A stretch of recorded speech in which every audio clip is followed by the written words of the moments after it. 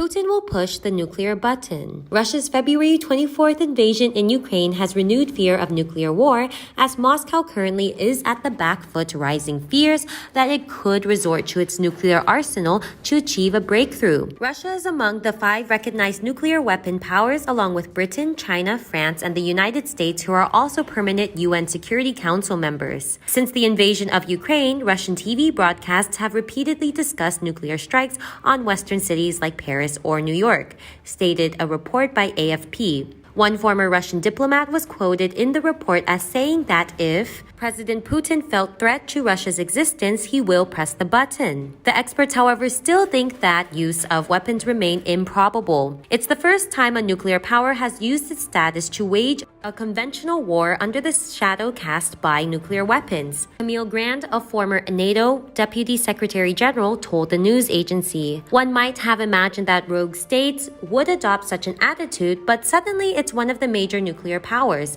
a member of the UN Security Council," he added. Putin has criticized the West for attempting to tear apart Russia. "At the core of it all is the policy of our geopolitical opponents aiming to tear apart Russia, the historical Russia," Putin said. "They have always tried to divide and conquer.